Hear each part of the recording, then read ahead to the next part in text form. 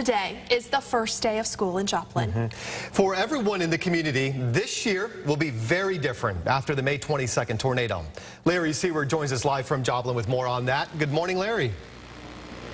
Good morning, Curtis. It's always different if you're starting school in a mall. Maybe that's a dream for some students, maybe some teachers. But there's a lot of optimism here in Joplin, and I'm with the principal of Joplin High, Dr. Carrie Saketa. You've been here for 10 years. What is the biggest challenge about having your 10th or your 11th and 12th graders meeting inside North Park Mall?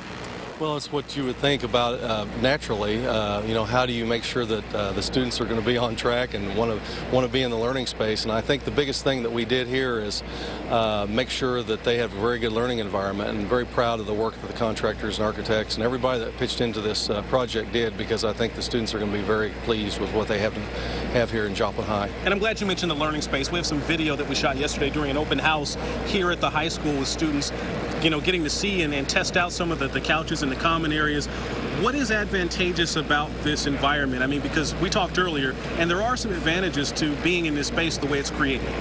Well, I think the big thing is we can use the entire space, hallways and everything, for learning. And the other thing is the facility is designed so that teachers can work together across disciplines. So in a few weeks, in a few months, whenever the teachers are really acclimated, and hopefully very soon, that if you walk into our school, you're going to see learning occurring everywhere. And it wouldn't be typical, you know.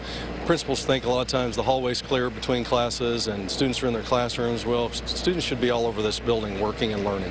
And you know better than I that this day is going to be emotional. Talking with teachers yesterday because of the summer program, trying to give kids something to do, give parents a chance to deal with FEMA for the folks that lost homes and rebuild their lives.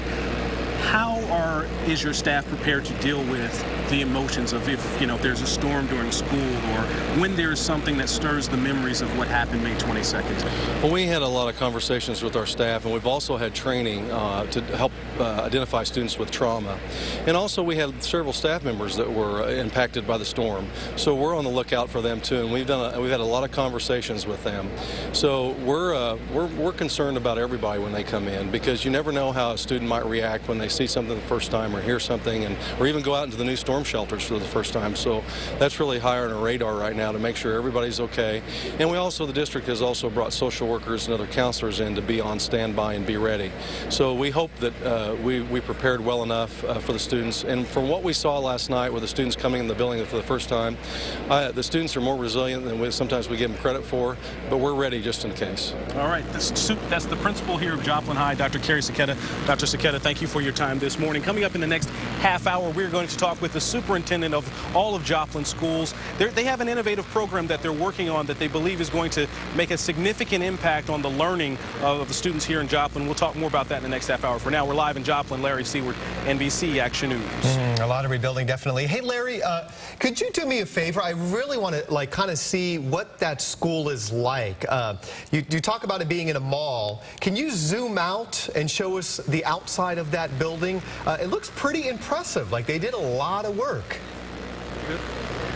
Yes, they did do a lot of work. I mean, there was an architect from Overland Park that worked with an architect here in Joplin on designing this space. Hard to see very much here, Curtis, because we're so close to the building. A lot of media here this morning.